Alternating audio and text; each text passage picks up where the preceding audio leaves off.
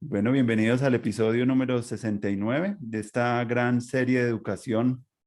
que hemos venido haciendo, conversando con artistas, líderes, activistas y personas y ciudadanos que están aportando a la transformación humana, social y educativa de América Latina. Entonces, este programa tiene como la intención de darnos a conocer entre las iniciativas que se están desarrollando con el objetivo de soñar a futuro como una propuesta posible de una universidad con todas estas iniciativas donde podamos aprender entre nosotros juntos en un intento nuevo por refundar otra manera de aprender, viajando con las innovaciones sociales, con los movimientos, con los grupos de artistas y tener una formación mucho más interdisciplinar, más holística, más amorosa también con el territorio. Entonces estamos buscando con esos programas tejer esos vínculos, esos primeros acercamientos para después mirar cómo podemos cooperar de nuevas maneras. Entonces, bienvenida Diana a compartir en este espacio. Es una alegría tenerte acá. Muchas gracias a ti por la invitación y aquí estoy a su disposición. Gracias. Entonces, en la Universidad del Futuro, que es como se llama esta serie, tenemos como una intuición muy bonita y es que la primera parte para hablar del futuro es reconocer nuestras raíces y reconocer de dónde venimos, las comunidades en las que hemos participado antes, los procesos de agencia que hemos hecho en otros que nos han formado. Y eso, a veces cuando uno mira el liderazgo, normalmente ve las acciones que se hacen, pero no ve el mundo interno de las personas. Y entonces me gustaría un poco conocer un poco algo de ti, de pronto yéndote atrás, lo más atrás posible, para darnos cuenta qué elementos y qué patrones son ahí importantes para tener en cuenta para la educación. Entonces te invito como a ese primer acercamiento, que nos cuentes cómo para ti fue aprender, cómo fue tu educación y sobre todo la conexión con el territorio, para mirar como de una manera más amplia cómo nos hemos formado. Entonces te invito a esa narrativa. Vale, pues yo soy hija de un paisa, mi papá es de Guatapé, Antioquia, y de una tolimense de Villarrica, y mi madre es líder comunitaria desde hace más de 35 años,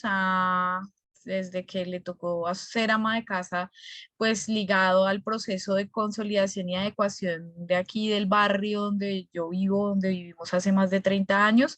pues ella emprendió su liderazgo ayudando a gestionar la pavimentación del barrio, la iluminación de las calles y toda la configuración de lo que fue la expansión urbana que vivió la Comuna 8 de Ibagué, derivada pues de los diferentes procesos de poblamiento, unos ligados a la violencia, otros a las víctimas de desastres naturales como el nevado la explosión del Nevado del Ruiz en Armero, como la avalancha del río Conveima en Ibagué, y posteriormente el proceso de paz con el M19, que marcó un hito para nosotros, para la Comuna 8, que es recién poblada, hizo que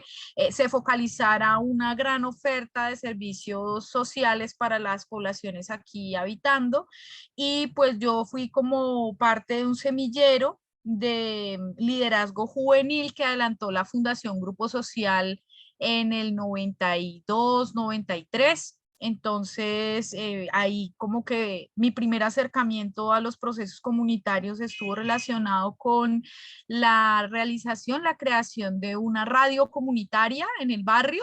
donde informábamos pues qué era lo que se hacía, poníamos música, hablábamos de temas de interés y todo, como te digo, en el marco de ese proceso de la nueva constituyente. Ya pues entro a estudiar en la Universidad del Tolima, muy frustrada porque yo quería ser artista, pero desde el imaginario de mi mamá, pues la mirada, el artista es, pues siempre es mirado con desdén por la sociedad, puesto que no genera eh, yo no sé, como un estilo de vida de acuerdo a lo que está establecido, de tener una solvencia económica, de tener una reputación, ¿cierto? Entonces, estudié ciencias sociales y pero con esa frustración de querer ser artista.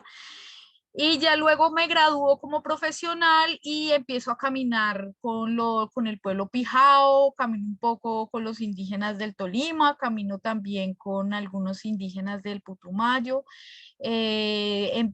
Acompaño muchos procesos de organización campesina en el sur del Tolima.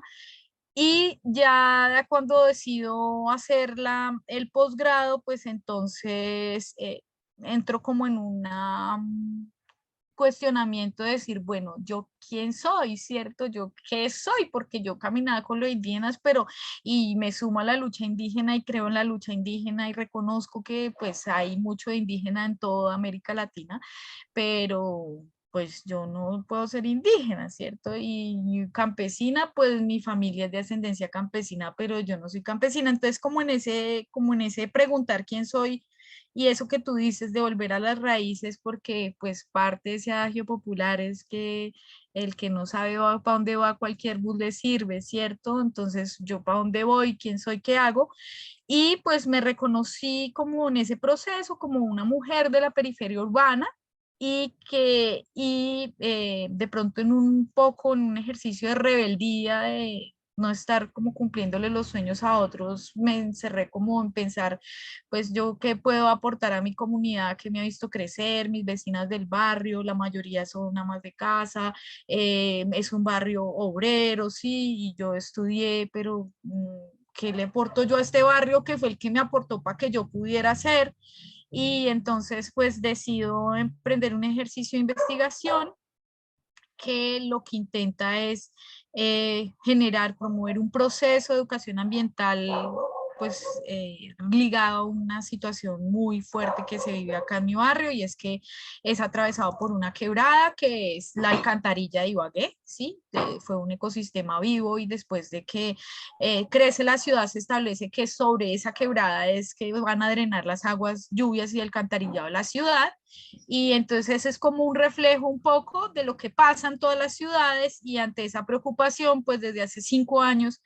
lo que he hecho es acompañar ese proceso, pero a través de eso también es entender cómo uno se va transformando, ¿no? A veces uno piensa que las apuestas van hacia afuera, pero en realidad es un ejercicio muy dialógico y en permanente circularidad, ¿no? Entonces, pues un poco eso. Y bueno, y en ese caminar, pues con esa frustración que contaba de que quería ser artista, pues decido emprender un proceso comunitario en mi barrio y explorar la posibilidad de hacerme actriz y titiritera. Entonces, en esas estoy. Es que alegría lo que cuentas porque también, pues yo vengo de Manizales, ¿cierto? Y cuando llegué acá a Bogotá, yo me preguntaba también por el lugar y de dónde venía y ver la particularidad de lo que era uno en relación, pues en otro contexto, pues con unas circunstancias diferentes. Y también tuve la posibilidad de acercarme un poquito como a, al urbano ancestral, como a personas que estaban como integrando un poco desde el urbano cuestiones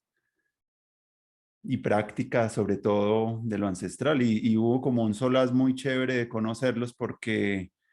era un espacio donde uno se podía sentir como más genuinamente, sin de pronto la carga que a veces dentro del panorama académico en el que yo también pertenezco porque soy investigador en temas de educación, no sentía como esa misma calidez. Y fue algo muy bonito el encuentro y por eso me gustaría un poquito que profundizáramos ahí sobre eso porque en ese caminar encontré como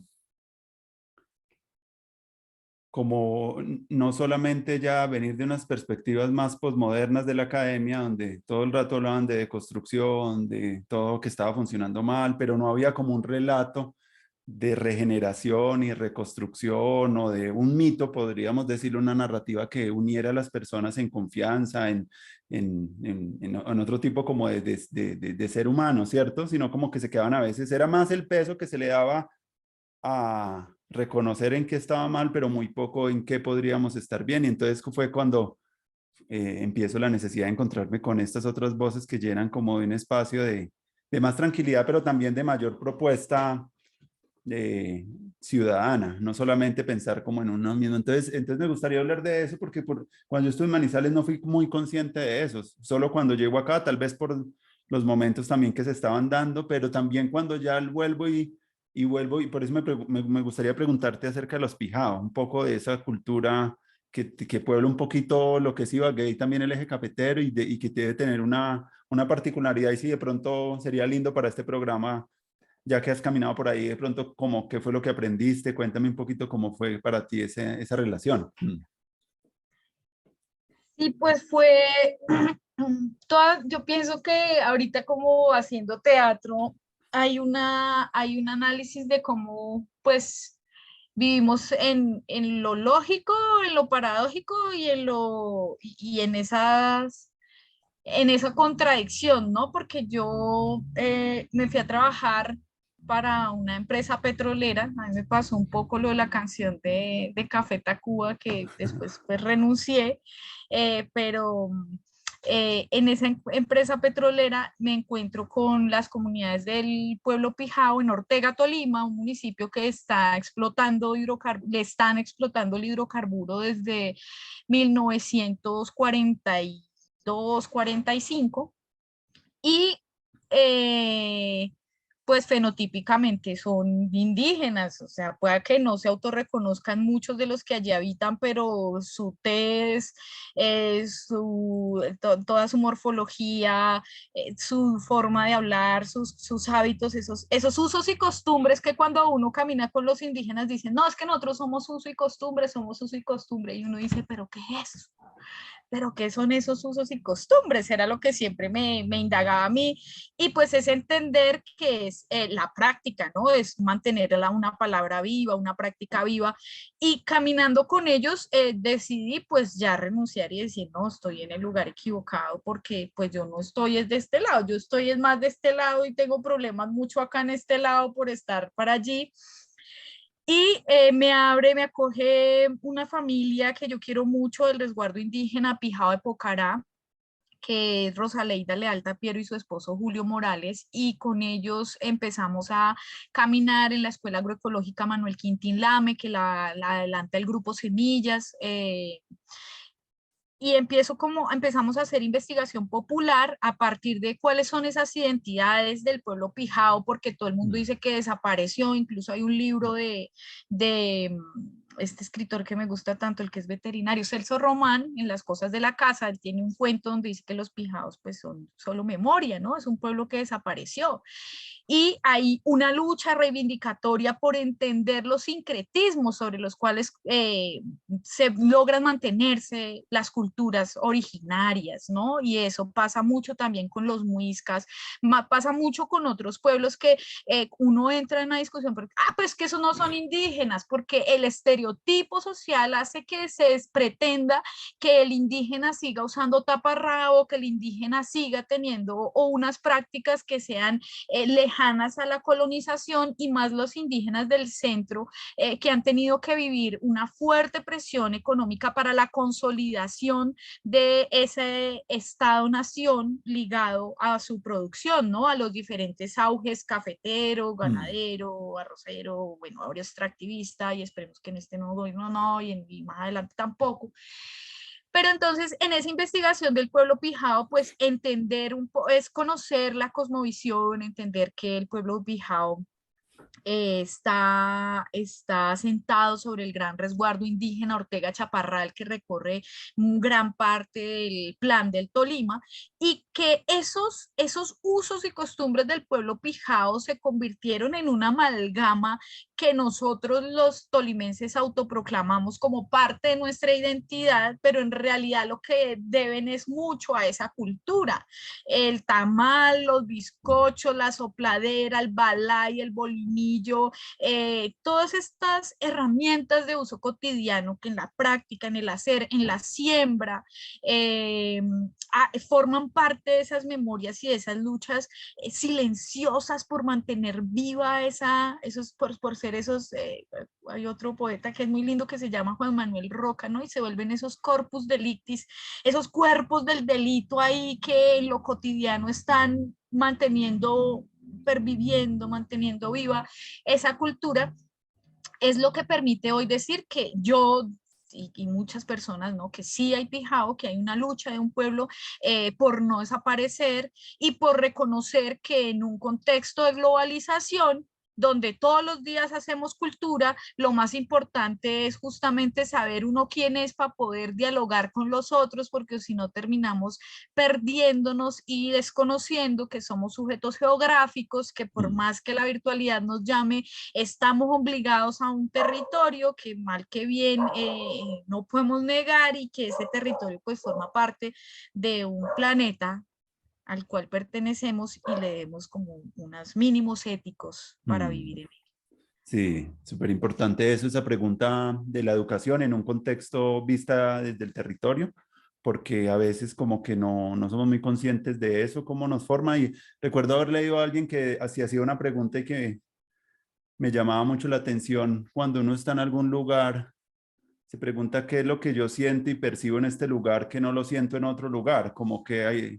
para ver un poco la singularidad de qué es lo que pasa en ese lugar, qué piensa, qué cosas pasan, ser más conscientes de cómo el lugar habla por uno y cómo también, pues al estar, por ejemplo, incluso los recorridos y los movimientos por ese lugar. Por ejemplo, cuando yo vivía en Manizales, los movimientos eran como por el filo de una montaña yendo y viniendo así, y como que era más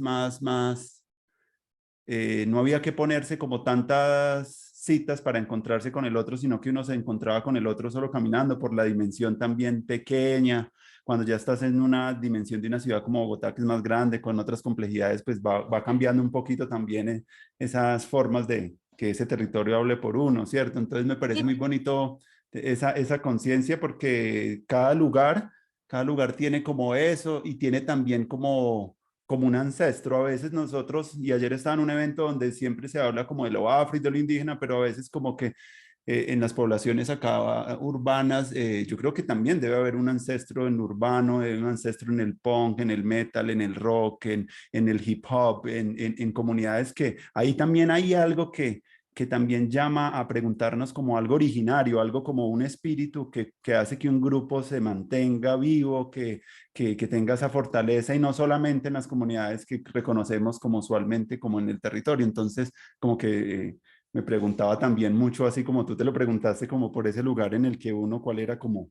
la pregunta por el ancestro y por ser buenos ancestros. También es una pregunta muy bonita que yo le hago mucho a mis estudiantes cuando trabajo, cómo volverse un buen ancestro y eso nos involucra también una mirada, cómo empezar como a tener actos de reciprocidad y generosidad y de regeneración o de mejorar un poco lo que tenemos para que las otras personas pues que llegan puedan también disfrutar igual como nosotros hemos disfrutado del aire, del agua y que tienen que ver con cuestiones del territorio, ¿cierto? Entonces como me parece muy bonito, incluso para este gobierno, cuando con Gustavo Petro que puso las agendas del agua, la parte ambiental como algo, como un referente importante y es algo que me llena a mí como de esperanza también. Siento que es algo bonito que personas empiecen a y lo que intentan estos programas es como que también empecemos a sumar más liderazgos, porque eso que tú cuentas es muy importante que se escuche en la sociedad, que se aprenda, que se valore y que podamos empezar a realmente, pues yo creo que la Universidad del Futuro es como una escuela de líderes para fomentar el liderazgo y para que crezca más el liderazgo en los territorios, ya que ha sido tan difícil también el liderazgo en Colombia por muchas razones también que ha sido amenazado de que en estos momentos donde llega una nueva propuesta de gobierno, yo creo que también necesitamos empezar que ese liderazgo pues se crezca como una semilla en los territorios y poder que, ¿cómo se sostiene ese liderazgo? Pues que uniéndonos más, reconociéndonos, escuchándonos, sabiendo cómo lo están haciendo los otros. Yo creo que eso es parte el esclarecimiento de las verdades culturales en un contexto también para la construcción de paz. Así como se están esclareciendo las verdades de la guerra, nosotros como líderes, como educadores, como artistas, necesitamos empezar a ver cuáles esos puntos en común para poder cómo seguir trabajando, a ver cómo nos podemos seguir retroalimentando. sí, sobre lo que mencionas, yo quisiera como compartir que eh, en esas búsquedas de entender por qué, como cuáles son esas identidades urbanas un poco, que no me acuerdo si es Julio Carrizosa el que habla acerca de los terruños, eh, y tiene que ver con cómo esos pueblos que desde la ciudad se ven como, valga, disculpen la palabra, pero pues así se dice coloquialmente, no, eso es un cagadero, ¿no? Atajo Tolima, Ortega, los pueblos áridos, que a veces uno siente que no pasa nada. Y uno definitivamente, al ser un sujeto biográfico, geográfico, uno está en un permanente proceso de apropiación, no solo instrumental, porque ahí vive, porque de ahí depende, sino también simbólica con el espacio, y hace que para muchos que tienen mano de obra que migra a la ciudad para pues seguir pues este modelo de civilización, vuelvan a esos lugares, ¿no? Así sea de descanso, así sea de paseo, pero entonces ya no son esos cagadores, sino que son esos terruños, ¿no? Ese lugar de amor, ese sitio de amor. Y en el contexto de la ciudad, pues yo me preguntaba, bueno, pues mi barrio era mi terruño, feo, con las calles rotas, con un aliviadero de aguas lluvias que pasa todo el tiempo, con los conflictos de intereses que se suscitan dentro del mismo barrio, que ante la ausencia de la institucionalidad, entonces las pugnas son tan horizontales donde se sienten más un ataque que una apuesta de construcción colectiva. En ese ejercicio de investigación nos hemos dado cuenta cómo en un contexto tan densamente poblado como lo que producen las ciudades y como lo que se produce en las periferias de las ciudades, esos terruños se forman y se convierten a partir de esa construcción de a través de dos cosas, ¿no? Uno, la memoria, la importancia de la memoria, como entender qué fue lo que originó el barrio, cuándo se originó, qué pasó, qué, y ligado a la memoria, nuestros sentires, nuestras emociones, nuestros placeres, desencantos, amores. Y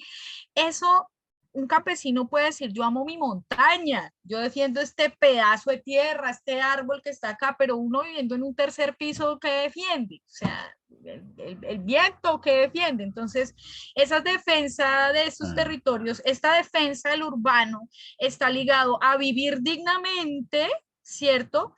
Partiendo de una memoria de identidad que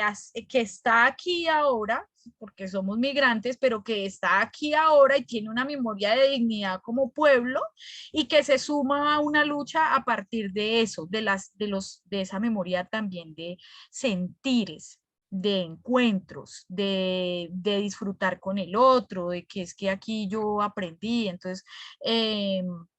eso nos ha permitido mucho como ampliar el espectro para hablar de identidad territorial en el contexto del urbano. mm, qué bueno, Diana. Me preguntaba yo de los éxodos que pasan sobre todo pasaron en Manizales, y la gente se formaba y poco de esa creatividad juvenil fue leída por la sociedad como una semilla importante de cambio y muchos no lograron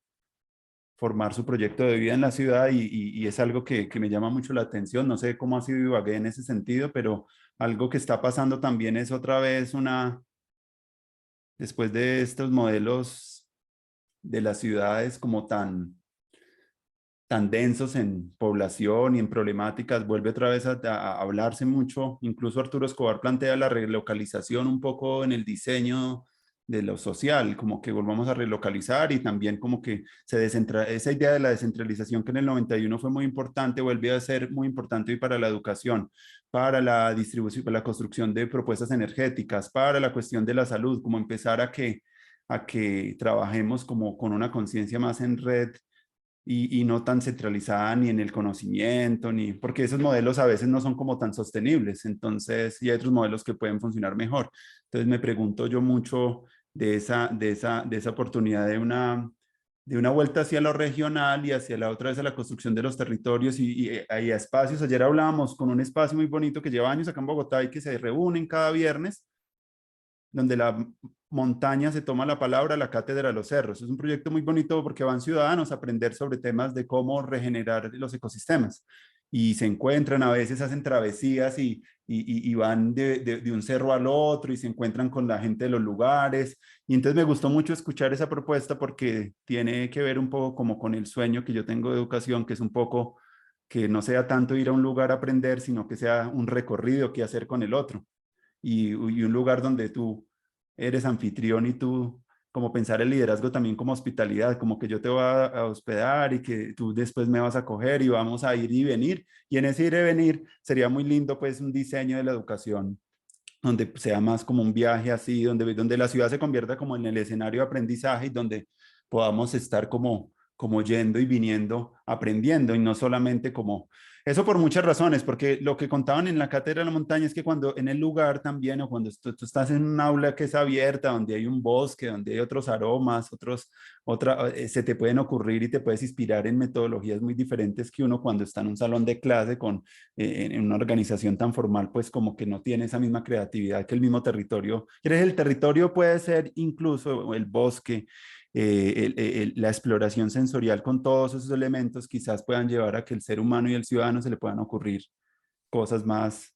bonitas y más poderosas, porque puede estar más inspirado en un espíritu mucho más originario, mucho más como ancestral, por decirlo así, y que le maravilla, pero como que las dinámicas y en términos del diseño de los espacios educativos muchas veces no hay esa efervescencia creativa que pasa con el territorio. Entonces, me gustaría pensar un poquito en eso y también como preguntarte a ti cómo ha sido también el proceso ya en Ibagué también alrededor del trabajo que vienen haciendo, que me parece también muy especial como con los títeres. Me parece muy bonito también esa combinación tuya entre ciencias sociales y arte, porque es parte también de lo que yo también como persona he integrado y me parece que esos diálogos son muy importantes porque lo sentí ayer y estaba como, otra vez volvía como un evento donde había un lanzamiento de unos libros sobre ciencias sociales y a veces siento que, que la relación con una narrativa también que fomente la imaginación, la belleza y como relatos mucho más ricos de humanidad a veces no están ahí y eso hace que nosotros no nos encantemos. La ciencia tiene que ser también algo bello, no solo puede ser solamente decir la verdad, sino como decir la verdad con amor, con creatividad y entonces muy bonito que empecemos a ver como que esos matrimonios entre el arte, la ciencia, ¿cierto? Incluso la parte ambiental, esas cosas deben ser promovidas más en los entornos de aprendizaje para poder que las personas que se encuentren en un espacio así pues puedan fortalecer iniciativas cada vez como más potentes. A veces yo siento que eso es un reto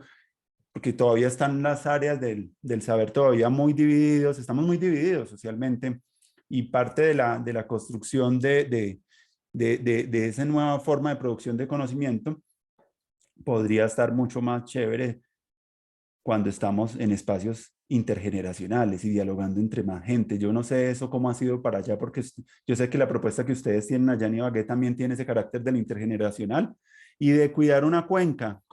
Profundicemos un poquito más cómo han sido como ese proceso con la comunidad alrededor de ese trabajo y cómo qué ha pasado ahí para que la gente lo conozca, porque tampoco la gente lo conoce en este programa, es la primera vez que hablamos de una experiencia en Ibagué. Sí.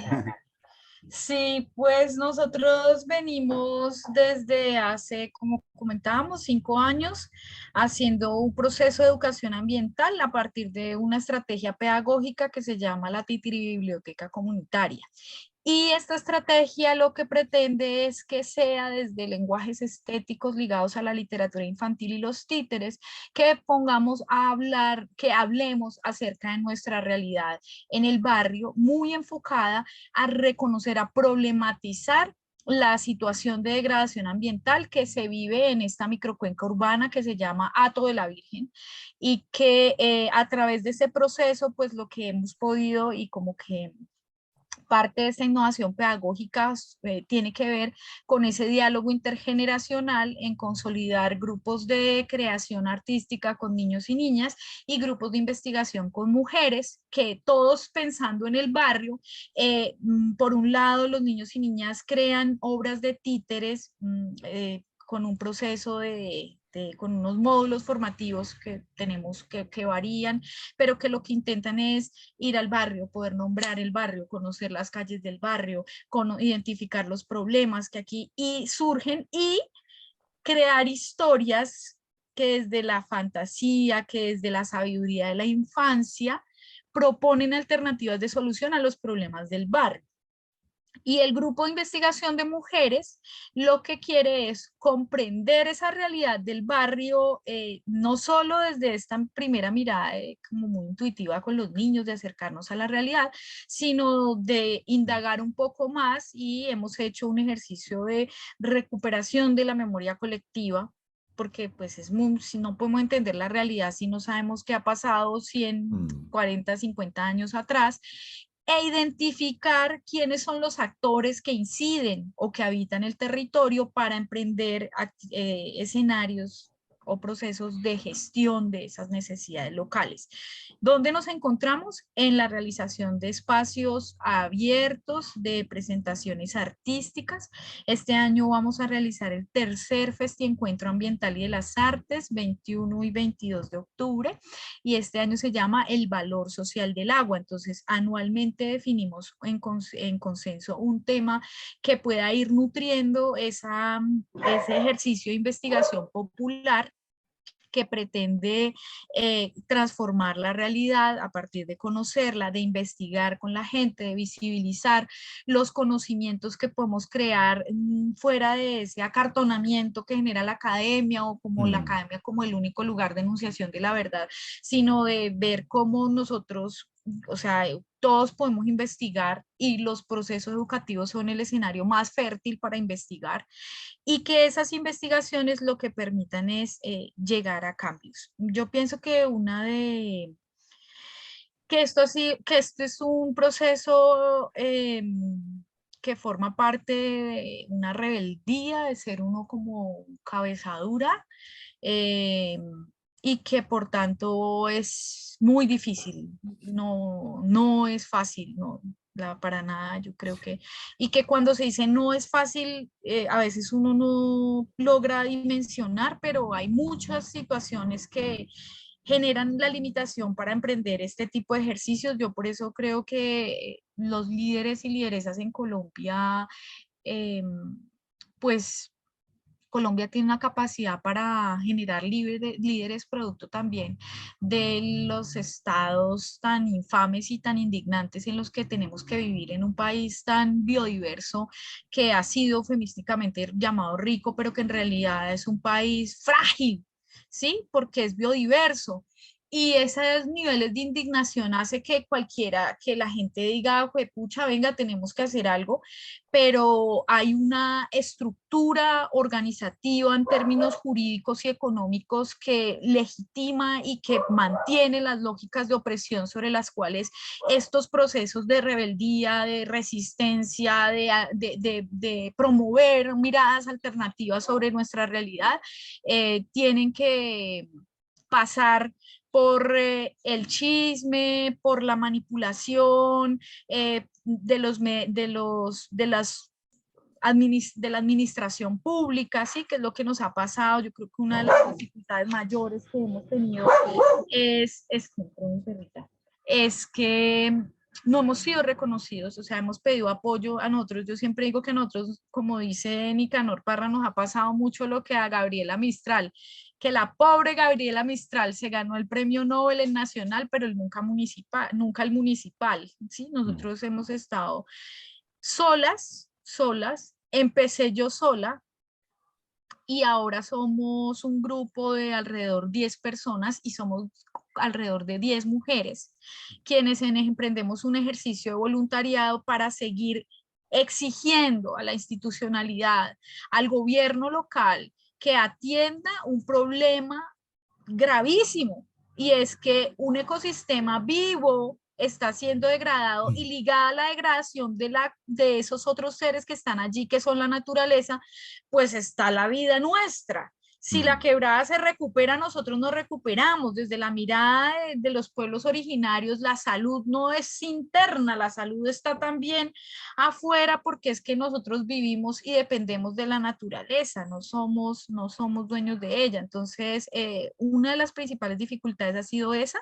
y son múltiples las alternativas, las propuestas que hemos venido emprendiendo para mantener este proceso de recuperación de la microcuenca. Huertas urbanas, semanas, encuentros de semillas y saberes, Festival Ambiental y de las Artes, espectáculos de teatro, de títeres, tomas culturales, mesas de trabajo con la institucionalidad, una red por la recuperación de la microcuenca Hato de la Virgen, y nosotros no tenemos una financiación, es una lucha de sobrevivencia Mm. que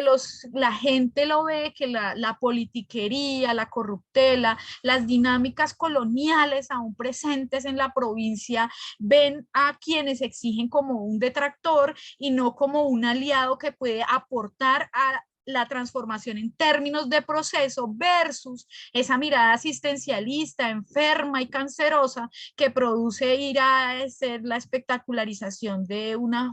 brigada de aseo, una brigada de peluquería y vacunación y chao, te me cuidas. Entonces, para nosotros ha sido, es como un cúmulo de entre ese péndulo que habla el profesor Elías Méndez de la ilusión a la frustración, ¿no? La ilusión de este hijo de pucha y la frustración de ver que uno como soñador la realidad se lo lleva y lo atraviesa y bueno, y uno rebelde pues vuelve y se ilusiona. Pero te admiro porque pues es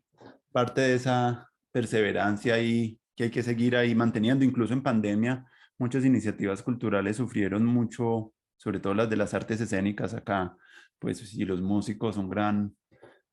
Estamos en un momento también, una crisis económica ahí que no se habla mucho de ella, pero se siente mucho en educación. Incluso por estos programas han nacido también de ver el ocaso un poco también de los espacios universitarios que se volvieron espacios como tan mediocres y como tan,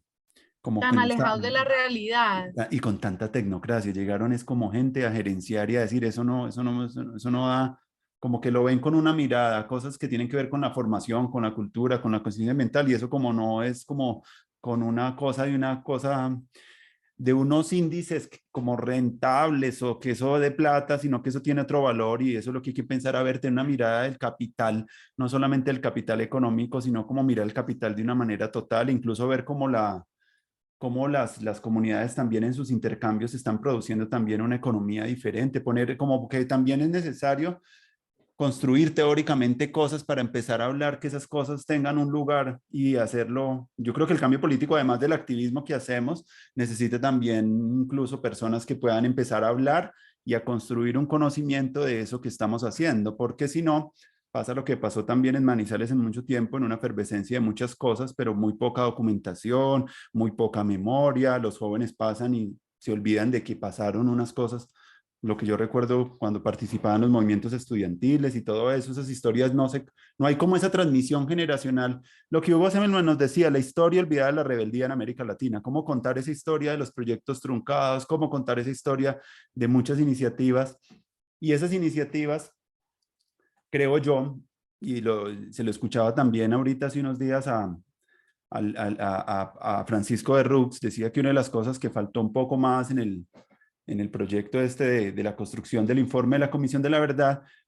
fue poder trabajar con más iniciativas en los territorios que están trabajando procesos de construcción de paz y porque eso tiene que ir de la mano. En esa oscilación que tú decías ahí necesitamos conocer esas verdades duras, pero también conocer a aquellas personas que a través de otras cosas, con la imaginación, con el esfuerzo, con el trabajo comunitario, han hecho cosas maravillosas. Donde eso se empiece a conocer más y donde podamos aprender socialmente más de esos temas, la paz pues tiene como un balance y un equilibrio porque tenemos como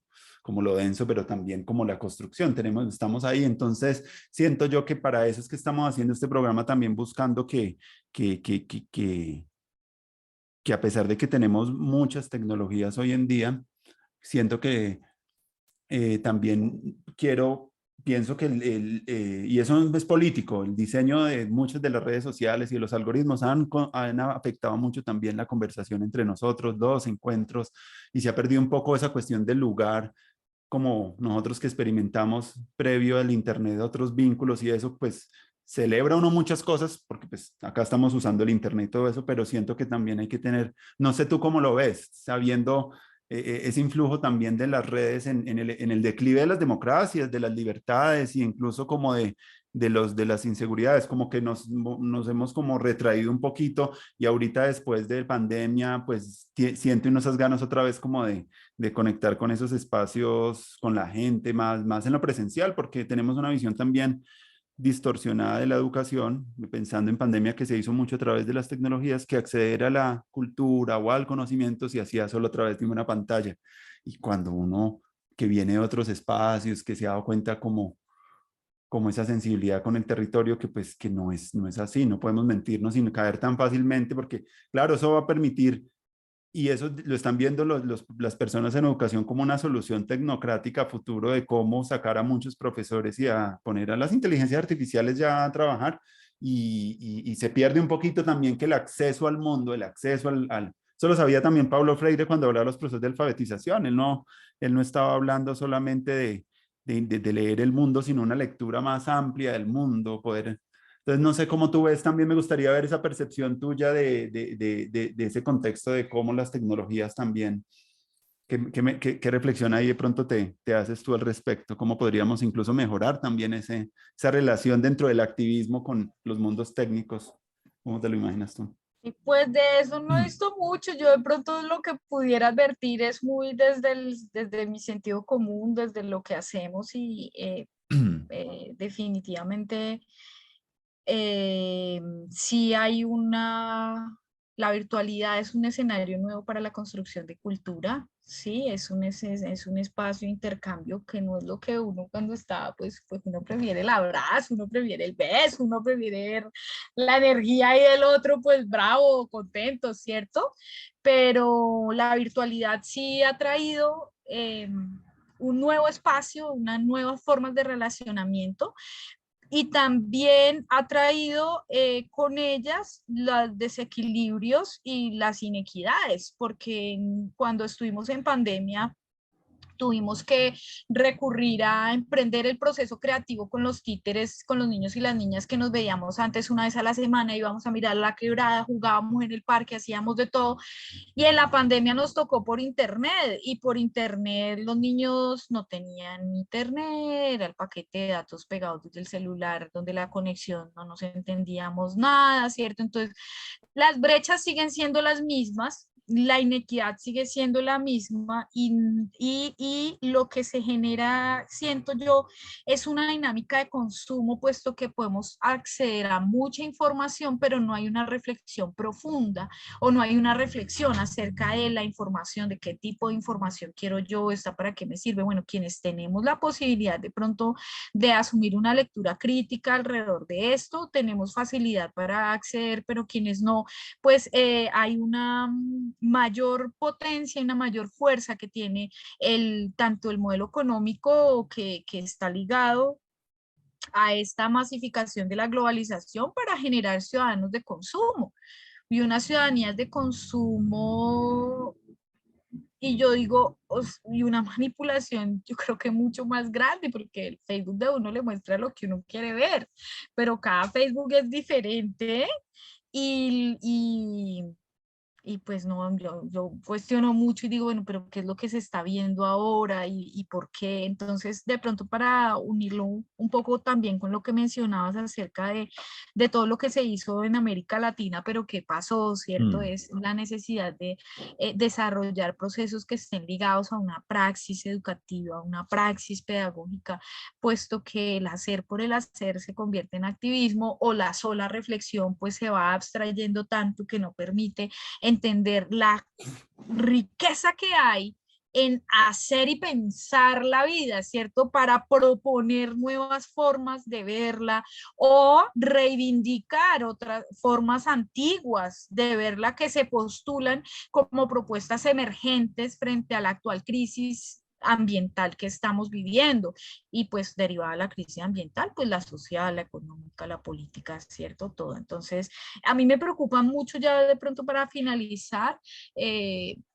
las nuevas generaciones, porque generaciones que nacieron en pandemia, generaciones que Mm. vivieron la pandemia de una manera tan cómoda, ¿cierto? Como las preadolescentes, los niños, o en los Mm. sectores populares, aquí se ve mucho que para que el niño no moleste, entonces tenga el celular, y yo digo que es un bazuco electrónico, o sea, eso es una droga muy fuerte Mm. que todavía no logramos dimensionar los impactos que eso genera en la sociedad. Mm. Una sociedad cada vez más deslocalizada, una sociedad de consumo, una sociedad crítica, y que no solo, o sea, el solo contacto con esta pantalla, hubo una investigación que se hizo para poner unos ratoncitos a pasar por un laberinto, y los que estuvieron expuestos a la pantalla de un celular, unos no pasaron y otros se demoraron 5 veces más que los que no estaban expuestos. Entonces, sí, esos en ratones que siguen experimentando, pero bueno, fueron ratones. Yo miro a, a las nuevas generaciones, en encuentros que tenemos con jóvenes del colegio, con los niños del barrio, y hay unas dificultades, y sobre todo los estratos medios y altos tienen unas dificultades del cuerpo, ¿no? De la motricidad, de exploración. Y yo digo, bueno, ¿será que incide este uso exacerbado y desmedido de la tecnología? Creo que hay unos retos bien grandes frente a eso. Sí. Y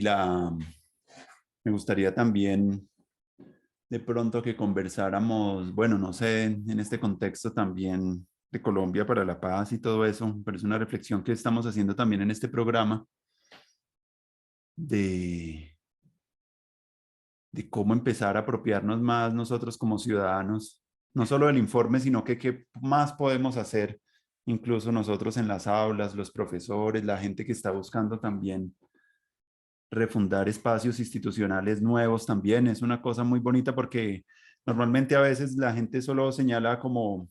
los factores externos del cambio, otros solo los factores internos, pero como que no hay nadie que esté viendo que eso hay que hacerle por todos los lados. Hay que trabajar lo interior, hay que trabajar las relaciones, hay que trabajar el cambio de normas y de sistemas, hay que también trabajar el tema de democracia,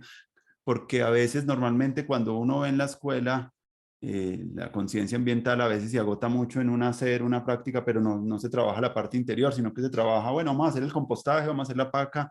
Entonces, como que a veces he visto como muy desligado en el trabajo de lo ambiental, un asunto de pensar sobre la naturaleza como los árboles, los pajaritos, que está muy bien la reforestación y a mí me encanta reforestar y acá estamos reforestando también los bosques nativos y acá hemos en Bogotá también iniciado desde el 2012 procesos como urbanos de agricultura urbana y de Sembrando Barrio y de música en los territorios. Nos ha interesado también mucho ese diálogo también en los barrios, en la vecindad, cómo crear como lugares donde la seguridad se dé como porque estemos más en la calle, compartiendo, esa apropiación de los espacios públicos y ese desalojo que ha habido en los últimos años. Creo que la tecnología ha jugado ahí, es un elemento, no digo pues el causante, pero entonces se vuelven espacios muy inseguros, se vuelven espacios muy fríos. Y una del sueño que yo tengo de educación es que para cambiar la educación no solo se trata de cambiar materias, contenidos, espacios de clase, sino es cambiar la sociedad, es pensar en qué modelo económico va a hacer que los padres puedan tener más para compartir con sus hijos, cómo vamos a diseñarlos la movilidad para que se convierta esa movilidad como en un espacio donde podamos aprender más interculturalidad en el diseño del ordenamiento territorial, cosas como así, porque normalmente a veces pensamos como muy en desde la pedagogía y parte del programa este es como, miren, el panorama es este, vamos a hablar de un panorama muy amplio, porque para cambiar la educación, y es lo que he notado y lo que he aprendido en estos 69 episodios, es que se necesita mirar qué entendemos por ser humano, para dónde queremos que ese ser humano pues se desarrolle, qué cosas queremos que se desarrollen en estas personas, cuáles son las habilidades interiores que necesitan los chicos ahorita para convivir en un mundo como el que estamos viviendo, con tanta complejidad. Pero nos preguntamos también por a nivel como la sociedad, cómo queremos, para dónde. Es buscar como los atractores de futuro de la sociedad que queremos construir. Si no tenemos unos atractores, unas pistas, o lo llamamos acá también como eso los docentes y las personas, los líderes tienen que saber, por ejemplo, los temas de género, la parte ambiental, la parte energética, son cosas que de las energías limpias, tener como esos atractores y saber que podemos unirnos y participar activamente. De pronto, que parte del sueño es que las personas cuando se gradúen de un espacio académico puedan seguir participando en una comunidad y estar formados, porque si los jóvenes no tienen esas comunidades, yo siento que lo que está pasando es que por el otro lado las partes de la soledad, los suicidios, la depresión, eso viene en alza. Entonces, ¿por qué? Porque no tenemos como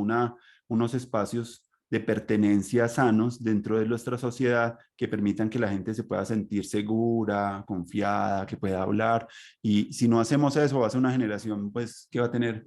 pues muchos problemas y para nosotros incluso como adultos también, no solamente son para los jóvenes, esas comunidades. Y lo otro que nos pensamos también cuando hablamos de educación, que lo hice en este programa, es ya también pensar como en las visiones de mundo que nosotros tenemos, nuestros paradigmas, con qué valores nosotros hacemos lo que hacemos. Entonces, cuando uno se mira esas tres cosas en profundidad y las empieza a desarrollar, es que puede empezar a hacer que ese cambio sea más transformador, más sostenible y más integral, porque se está preguntando por varias escalas que hay que llegar a mirar. De no hacerlo, estaríamos siempre buscando un culpable siempre afuera o tener un análisis de la realidad un poco entre buenos y malos, ¿cierto? Que nos sirve un poco para el contexto de paz. Entonces, ¿cómo ves tú este espacio como, no solo acá en Colombia, sino también del mundo? Porque pues es que también en el mundo están pasando también cosas muy duras, la guerra en Ucrania, todas esas amenazas de el informe este que salió hace poco sobre la extinción de especies y como que son unos temas que para uno como ser humano es a veces difícil de digerir y como que uno entra también en una angustia y si no uno no tiene una comunidad donde pueda dirimir esas cosas, pues se va uno quedando solo con toda la complejidad y entonces ¿qué pasa? Problemas de salud mental, tenaces y desempleo, hay una cuestión pues como muy crítica, estamos en un momento muy duro, entonces lo que yo he visto, y es también, con eso ya pues para darte la palabra, es que ese atractor de futuro tiene que ser una narrativa muy creativa y muy bella para que nos pueda unir nosotros, así como las comunidades indígenas tienen sus cosmovisiones, nosotros como educadores y como artistas y como activistas necesitamos unas narrativas también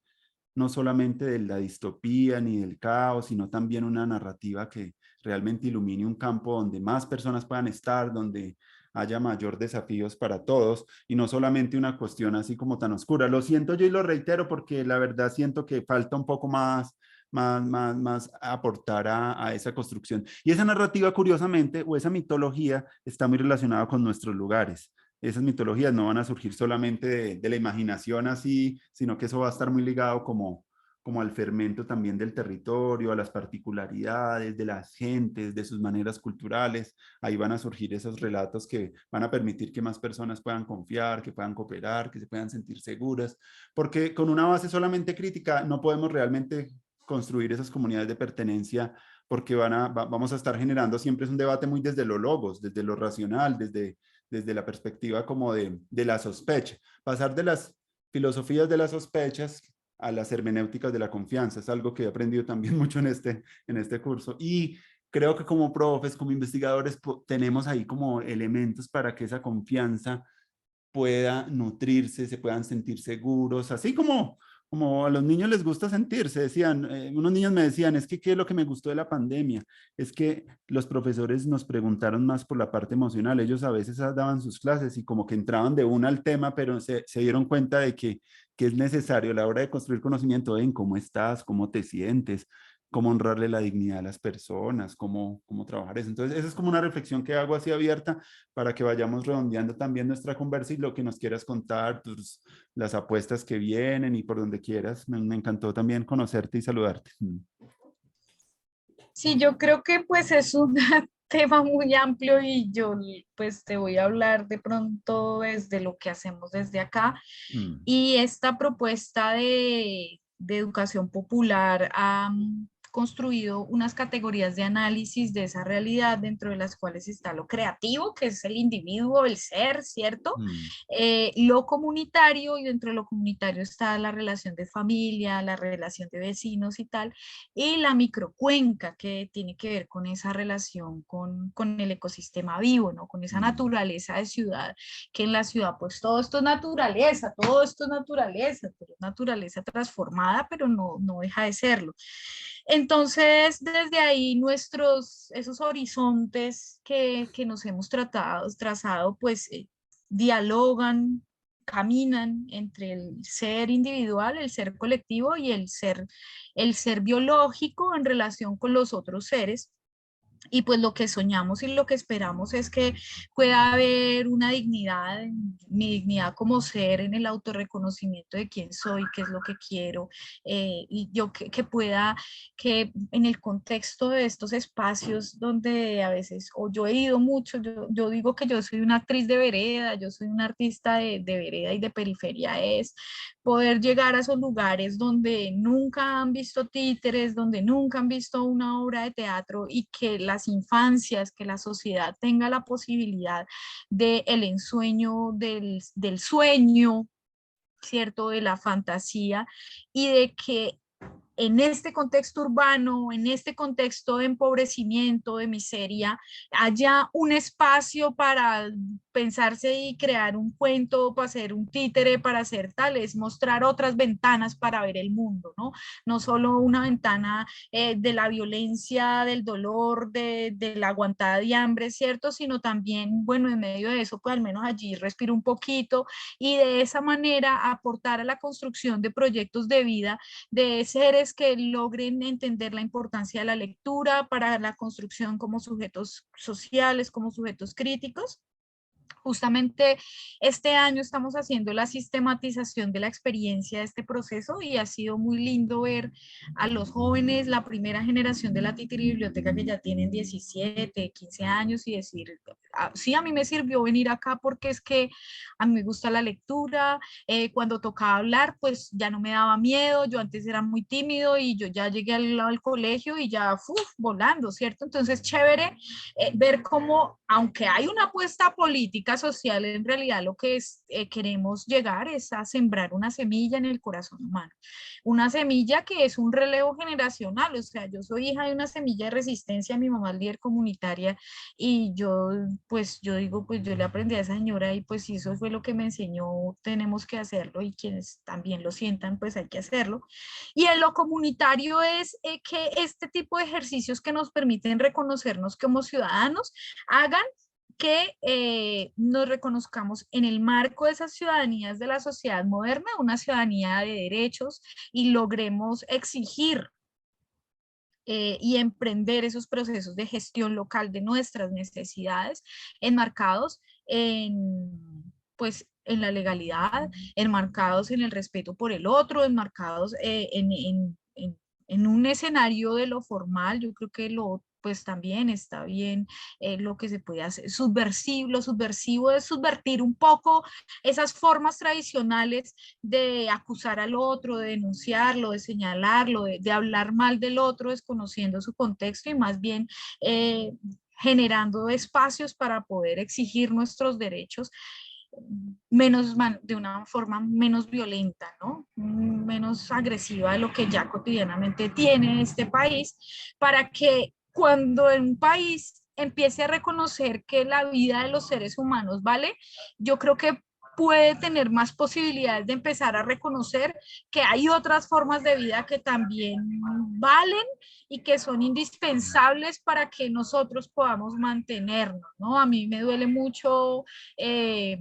esa forma instrumentalizada que esta sociedad capitalista, colonialista y patriarcal ha promovido para relacionarse con la naturaleza. La naturaleza no es un bien, no es un recurso natural. La posibilidad que nos da el lenguaje para poder nombrarlo de otra manera, nombrar la vida de otras formas y establecer con ellas relacionamientos mucho más dignos, más éticos y estéticos, es que la naturaleza es un patrimonio natural, es un patrimonio vivo, es un patrimonio nuestro. Y si nosotros nos reconocemos como seres, reconocemos que habitamos con otros vecinos, vecinas, y si reconocemos que esos vecinos y vecinas dependemos de un ser mucho más grande que es nuestra madre tierra,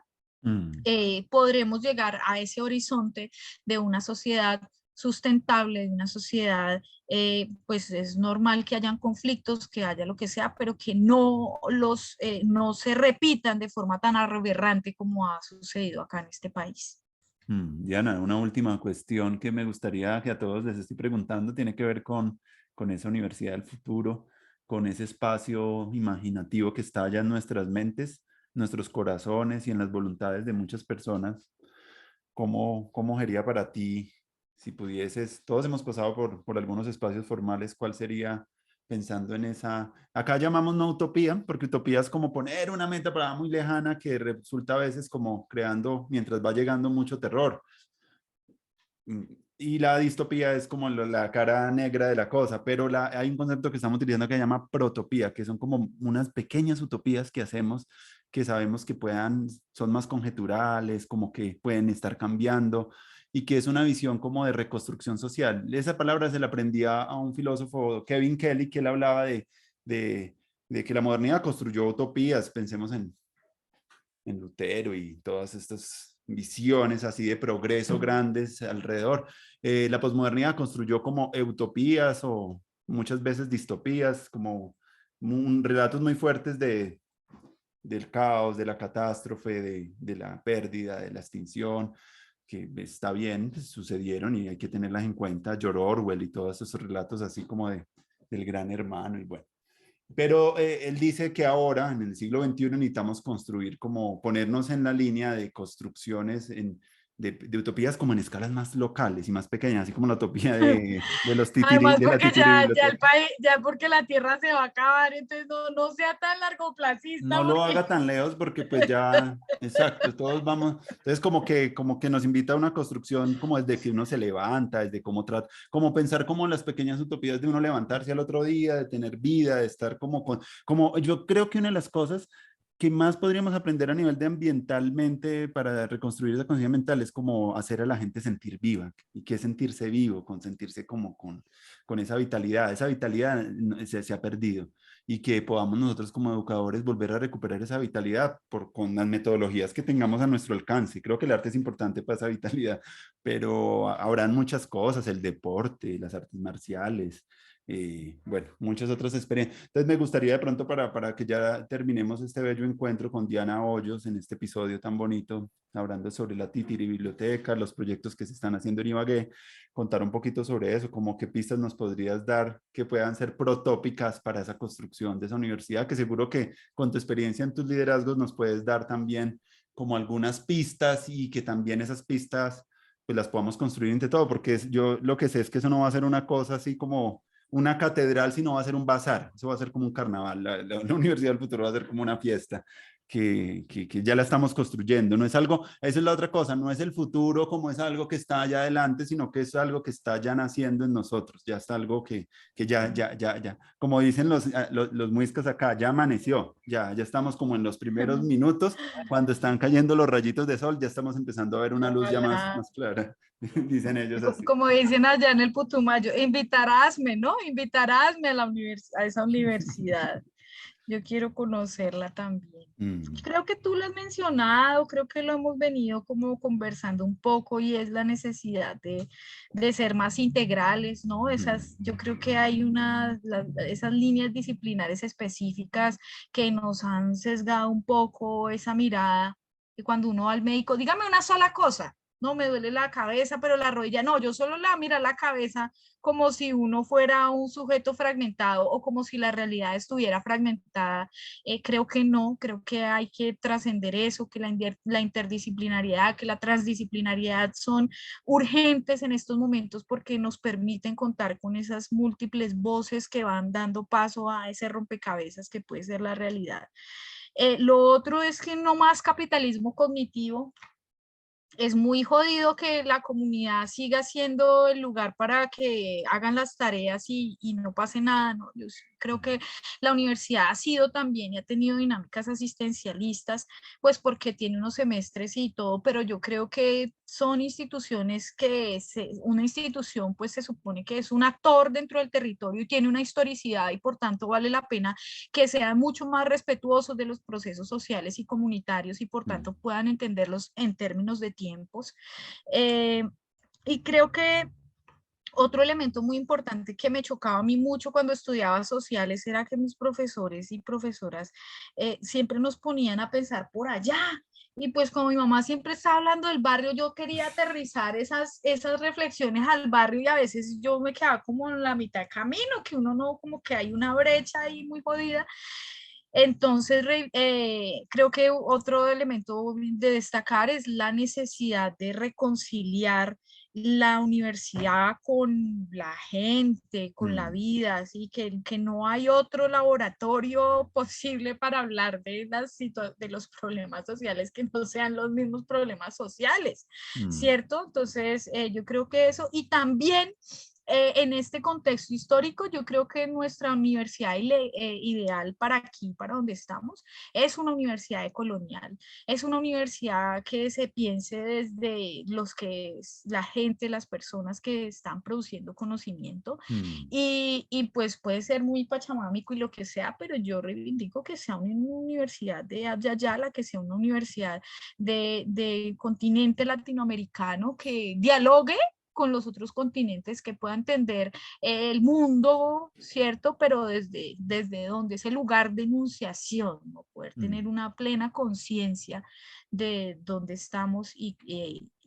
estamos en un ejercicio de construcción colectiva de esos horizontes históricos a futuro, ¿no? Bueno, Diana, te agradezco mucho tu generosidad, tu participación, tu potencia también y tu dignidad y todo lo que haces y ojalá que sigamos como haciéndonos cada vez más visibles, pero cada vez más en red también, que es lo que busca también estos programas. Te estaré contando cómo va evolucionando esto de las nuevas apuestas. Esta es un primer acercamiento y bueno, te agradezco mucho tu participación y saludes por allá a todo el territorio y a tu gente y que sigan cosechando cosas lindas por allá. Bueno, muchas gracias, que sea. Gracias.